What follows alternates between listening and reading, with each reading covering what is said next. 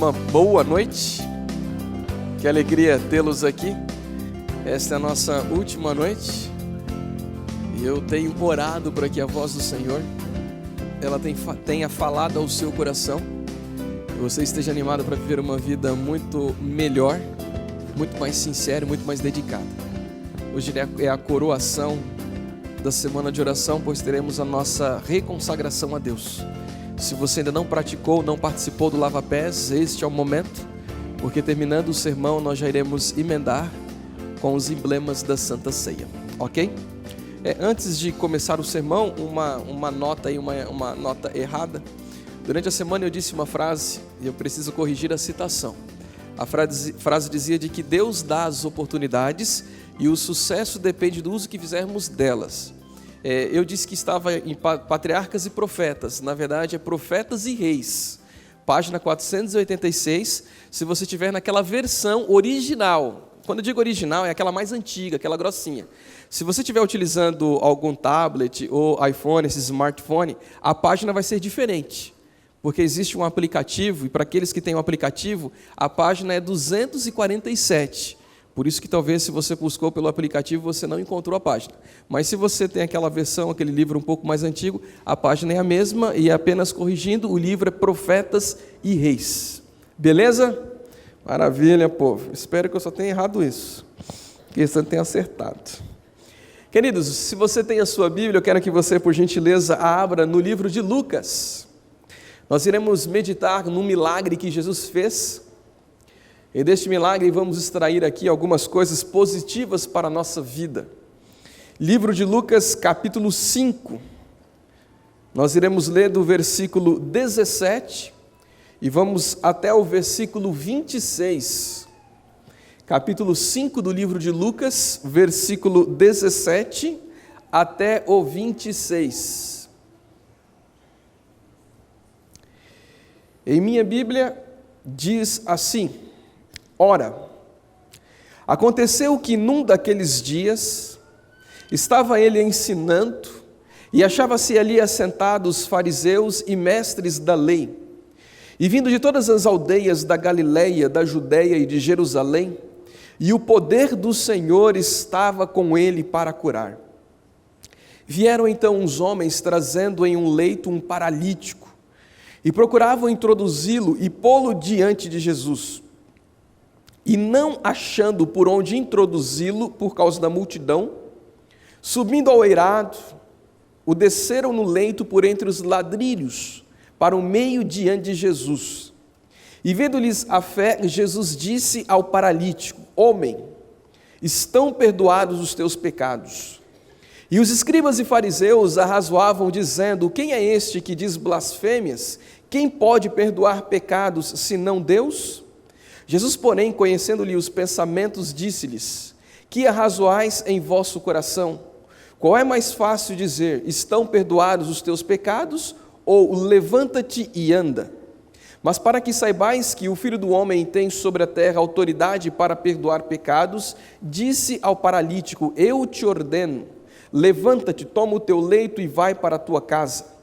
E imediatamente se levantou diante deles e, tomando o leito em que permanecera deitado, voltou para casa, glorificando a Deus.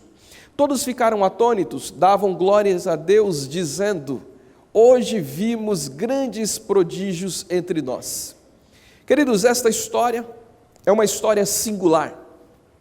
É uma história que não apresenta os detalhes da vida deste homem. A Bíblia não conta o nome deste homem. A Bíblia simplesmente destaca aquilo que Jesus foi capaz de fazer por este homem. Ellen White, quando vai comentar essa história, ela menciona de que este homem há muito tempo estava sofrendo e de que a sua paralisia não era apenas física, mas também era espiritual. Este homem tinha sua consciência pesada por coisas que ele havia feito no passado. O pior inimigo deste homem era a sua consciência, pois a sua consciência o acusava dia e noite. Este homem não conseguia dormir. Penso eu de que este homem deva ter perdido tudo aquilo que ele havia lutado para conseguir. Possivelmente tenha perdido a sua família, possivelmente tenha perdido os seus bens. Aquele homem vivia uma vida sem esperança. Para ele, a salvação não seria mais uma oportunidade, porque ele pensava que ele tinha ido longe demais e que a graça de Jesus não iria alcançá-lo, que a graça de Deus não iria transformá-lo. Aquele homem se sentia muito mal. Quando ele deitava à noite em sua casa, ali estava na cama, ele não conseguia imaginar como seria o seu futuro, porque a única coisa que ele via eram trevas em sua frente. A sua locomoção era muito dificultosa, ele precisava das pessoas para tudo. Penso eu de que em determinado momento da vida deste homem, ele deva ter clamado para que a morte chegasse, e a morte chegando, o seu sofrimento chegaria ao fim. Há pessoas que vivem uma vida de tanto sofrimento, que a única alternativa que elas veem é a morte. E pensei que para este homem não era diferente. De repente ele ouve falar de Jesus, de que Jesus era identificado como sendo o Filho de Deus, de que Jesus, além de fazer milagres, ele concedia perdão às pessoas. Este homem não pensa duas vezes, manda chamar os seus amigos e ele diz: olha, eu preciso falar com Jesus. Mas a grande questão era que Jesus, por onde Jesus andava, uma multidão o cercava. De acordo com os historiadores, eles chegam a dizer de que a cada passo que Jesus dava, a multidão que o cercava era composta de cerca de 500 pessoas. Para andar era muito difícil, para se aproximar de Jesus quase impossível. Jesus então agora está em Cafarnaum e ele faz uma parada em uma casa.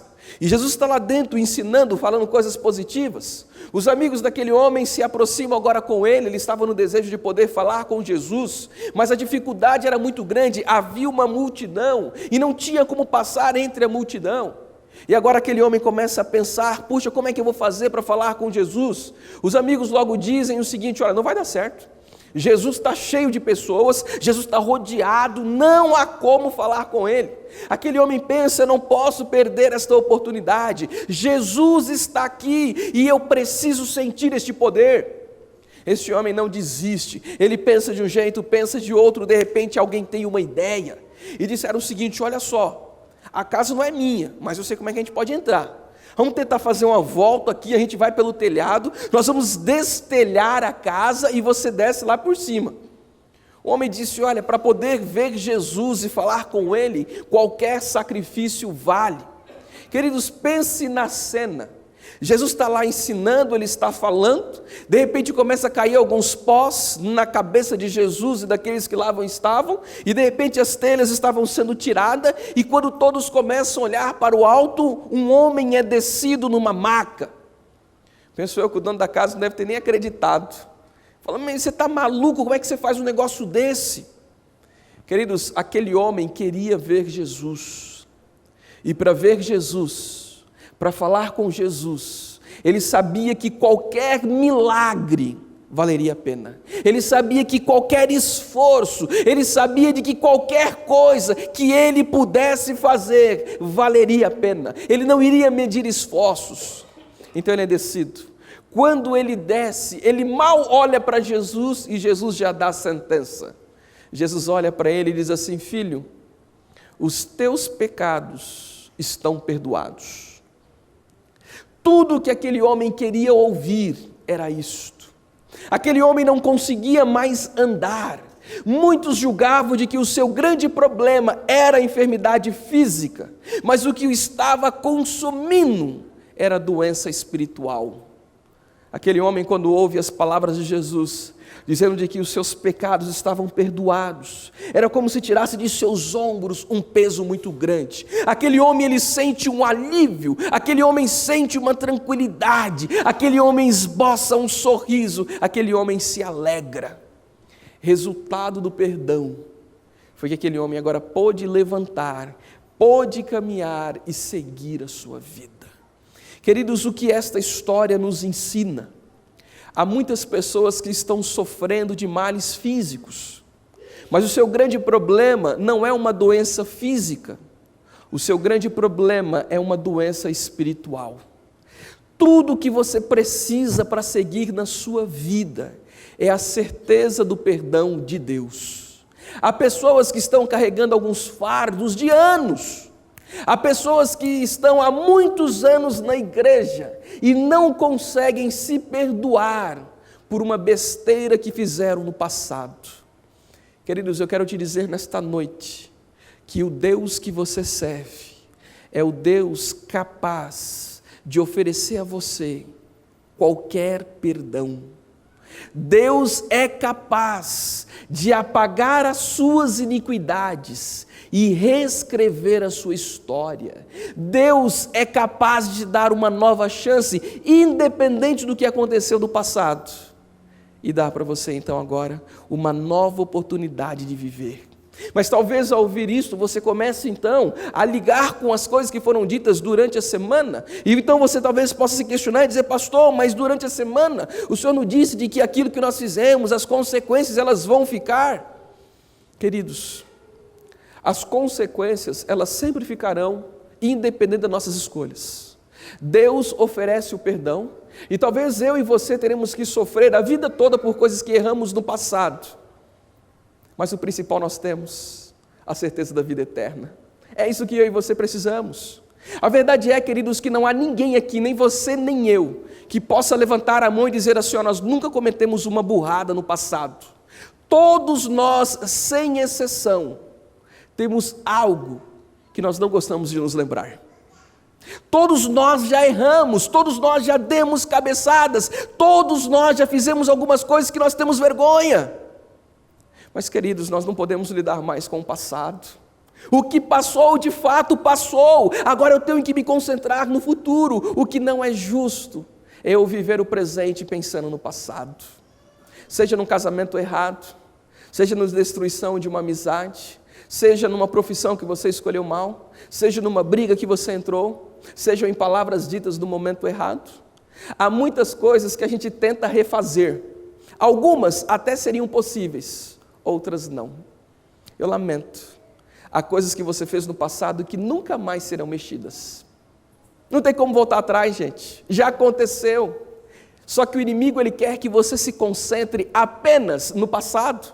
E há pessoas que vivem uma vida tão presa no passado que não conseguem viver o futuro. E isto não é justo, porque Cristo Jesus morreu para perdoar o meu e o seu pecado. Cristo Jesus já pagou o nosso preço, mas o inimigo ele vem aos nossos ouvidos e ele fica buzinando, e ele fica falando e diz: nossa, mas há 20 anos atrás você fez isto, mas há 10 anos atrás, mas há 5 anos, mas há 1 ano, mas há 2 dias, mas há 1 hora. Queridos, eu lamento, mas enquanto vivermos nesta terra, o pecado será uma realidade. Nós nunca iremos parar de pecar. Aí você diz: pastor, então qual é o objetivo da vida? A verdade é que a cada momento que eu me aproximo de Deus, menos eu peco. Porém, eu nunca vou estar isento dos erros. Nós sempre vamos errar. Mas aqui entra a beleza da salvação. Deus não diz que o que vai tirar as pessoas do céu é o problema do pecado. Não. O grande problema não é o pecado, não são os erros. Coloque uma coisa na sua cabeça: não são os pecados que tirará as pessoas dos céus. Não é isso, queridos. Porque todo mundo que for estar nos céus, todos eles um dia pecaram. Quando chegar no céu, você vai encontrar as pessoas mais estranhas. Você vai encontrar ex-adúlteros, ex-assassinos de cristãos. Tem um cara lá chamado, vai ter um cara lá chamado Paulo. Você vai encontrar pessoas que foram más em sua vida, que fizeram muita coisa errada, mas que foram alcançadas pela graça de Deus. Elas erraram, mas qual foi o segredo de sua vitória? Não desistiram de lutar. É aqui que entra o cerne da vida cristã. Todos nós vamos pecar, mas você não pode parar de lutar. Porque o inimigo ele vai sempre dizer a você: está vendo? Você ouviu uma semana de oração, você entregou a sua vida a Jesus, você respondeu ao apelo, prometeu uma vida melhor, mas novamente você está cometendo o mesmo erro. Você não vai conseguir, então desista deste caminho. Você já viu que não é para você. O inimigo sempre vai falar para você de que você não vai conseguir. E eu quero te dizer nesta noite, de que todas as coisas nós podemos pelo sangue de Cristo Jesus. Ele promete dar poder a você, para você vencer a cada dia. É por isso que você precisa lutar. E se você cair uma vez, levante-se. Se você cair 2 vezes, levante-se. Se você cair 10 vezes, levante-se. Se você cair 1000 vezes, levante-se. Mas não fique prostrado, não fique jogado. Não desista da caminhada cristã. Você tem que ir até o final, porque Cristo Jesus, Ele acredita em você. Você tem que lutar, você tem que se esforçar, dê o seu melhor, se esforce, mas não desista da caminhada cristã. Os erros, infelizmente, eles farão parte de nossa vida, mas aqui está o sentido da transformação, porque o verdadeiro cristão, quando erra, ele se sente muito mal. Quando ele faz alguma coisa ou fala alguma coisa que não deveria ser feito ou dito, ele se sente acabado, ele se sente um lixo, ele se sente um trapo. E isso é uma demonstração de que o Espírito Santo trabalha em sua vida. O problema é quando o indivíduo ele apenas erra e não sente nada em sua vida por isto. Queridos, nós infelizmente vamos errar. E eu não estou aqui tentando estimular você a errar e a dizer para você de que a graça de Jesus ela vai alcançar ponto final. Não. O que eu quero que você entenda 3 coisas básicas, 3 verdades. Vamos lá, primeira verdade: Deus ama muito você. Você nunca pode se esquecer desta verdade. Segunda verdade que eu quero que você entenda: Deus te chama do jeito que você está. Você não precisa mudar para ser aceito por Deus. Não é a prática dos seus pecados que vai tirar o amor de Deus pela sua vida. E aqui eu vou um pouco mais além. Você acertando ou errando, Deus não muda o que Ele sente por você. O que Deus Ele sente por você é um princípio. Você errando ou acertando, Ele te ama da mesma forma. Pode ser que Ele esteja feliz com as suas atitudes, ou pode ser que Ele não esteja. Mas o amor de Deus, ele é um princípio que nunca vai mudar. Terceira verdade que você precisa saber: Deus te ama tanto, mas tanto, tanto, tanto, que Ele não quer que você continue vivendo da mesma forma. Ele te ama, Ele te chama do jeito que você está, mas Ele se nega que você permaneça da mesma forma. Porque Ele sabe que com essas escolhas erradas, você só estará destruindo o seu futuro. Você não vai alterar o amor de Deus por você. Porque no momento em que você vier, Deus vai te aceitar, Deus vai te perdoar, mas aquilo que você está plantando, você vai colher. Deixe-me tentar clarificar um pouco mais esse conceito. Queridos, quando você nasce, Deus tem um plano para a sua vida. Vamos chamar este plano de plano A, ok? Você nasceu, Deus tem um plano A para a sua vida. São todos os sonhos que Ele gostaria que se tornasse realidade. No decorrer de sua vida, você cometeu algumas burradas, deu algumas cabeçadas, fez algumas besteiras, saiu do plano de Deus. Senhor, eu errei. Tá bom. Você quer voltar? Deus diz: maravilha, eu estou aqui te esperando. Deus então tem para você agora um plano B. O plano B não é tão bom como o A, mas é plano de Deus. Aí no decorrer da caminhada, você saiu do B e disse: Senhor, eu errei. Deus diz: beleza, eu tenho outro plano para você, chama-se plano C. O plano C não é tão bom como o B, não é tão bom como o A, mas é plano de Deus.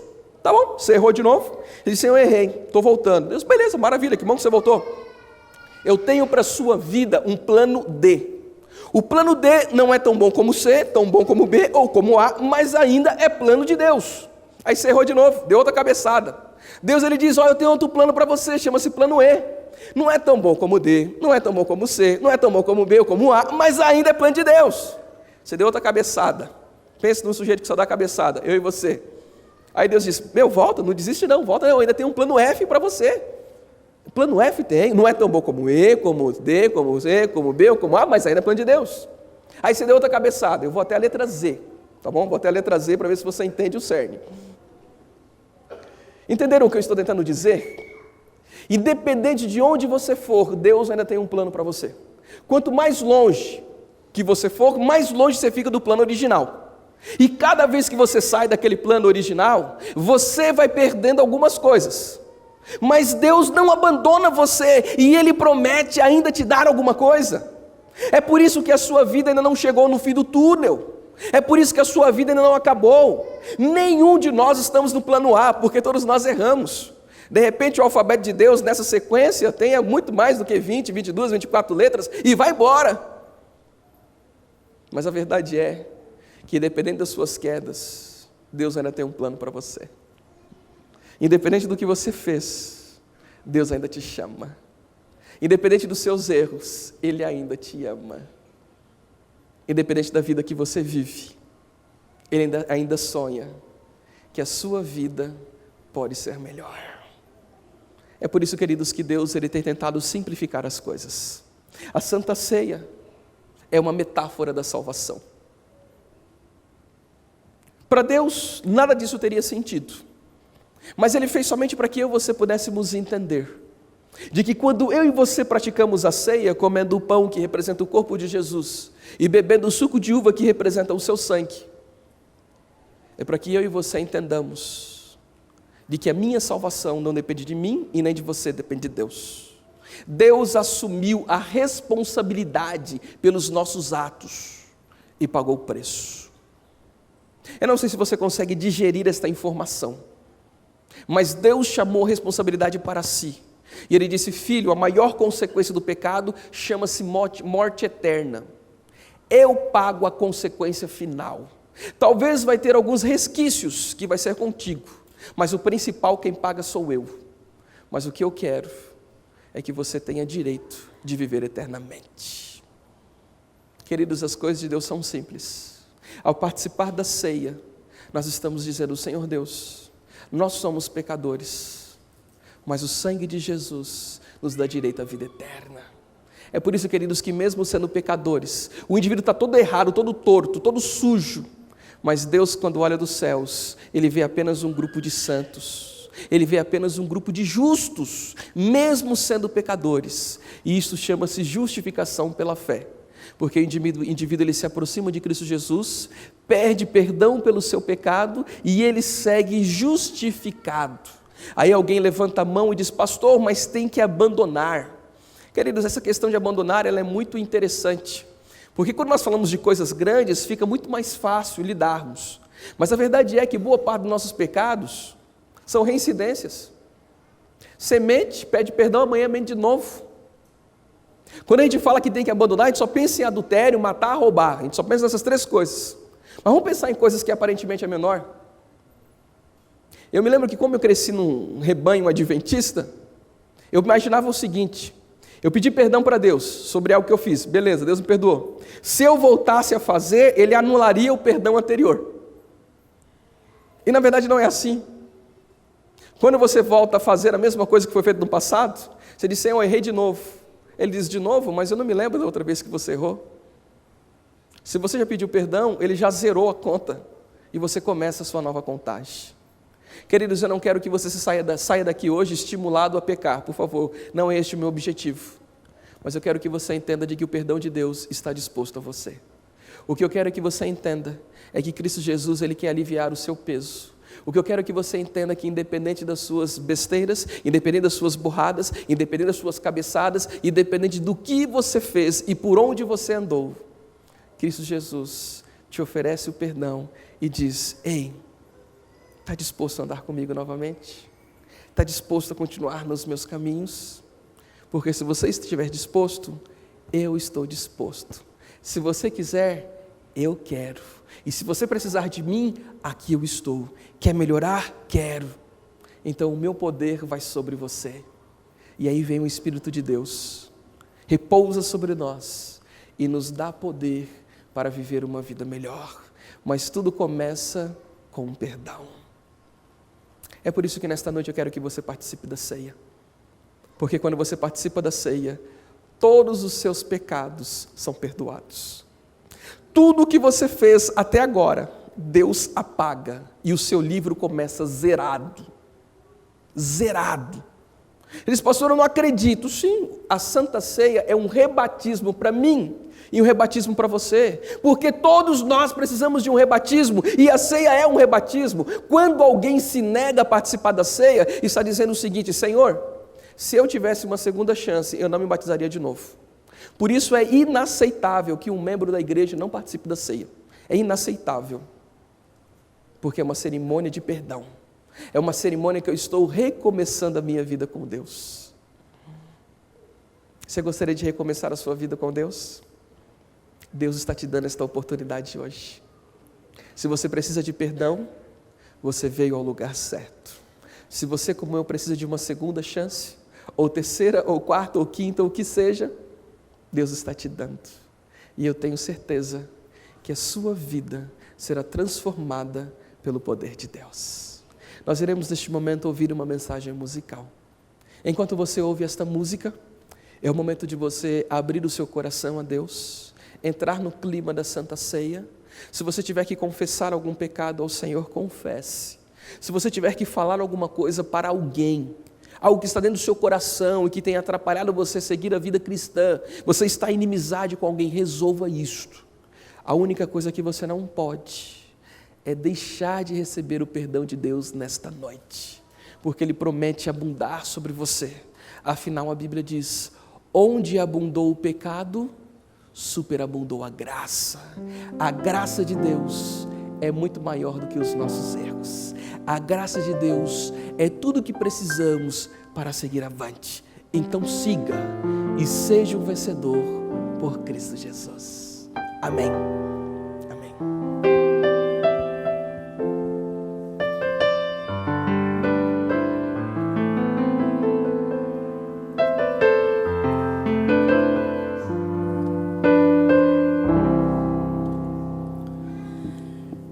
Eterna luz irá brilhar,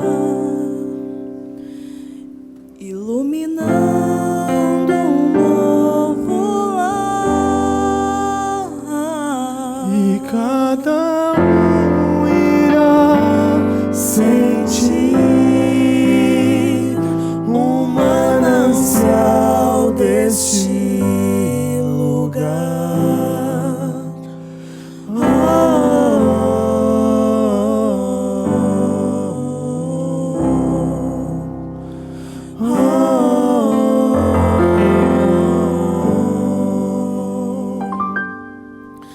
Sim, eu espero um outro lugar, outro viver, onde meu sonho é ver Jesus e sentir seu olhar em mim. Meu coração espera, minha alma anseia, mal posso ver esse dia chegar, doce dia, quando eu estarei noutro lugar, noutro viver.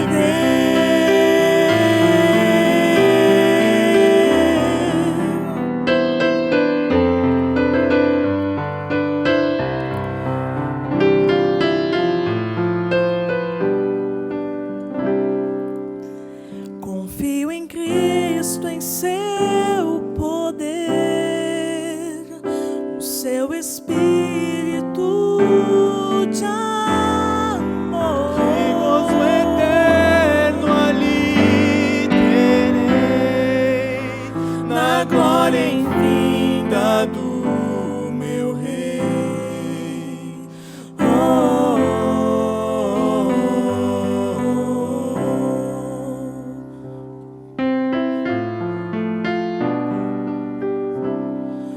Confio em Cristo, em seu poder, no seu eterno amor sem fim. Que gozo eterno ali terei, na glória infinda do meu Rei.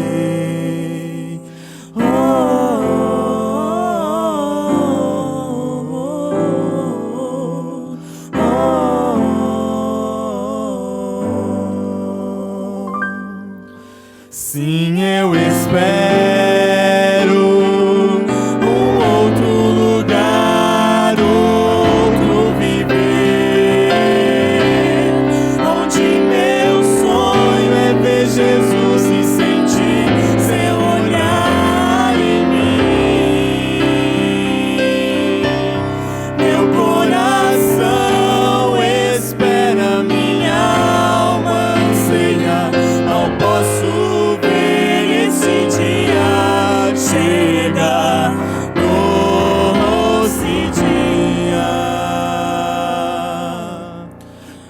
quando eu estarei noutro lugar, noutro viver.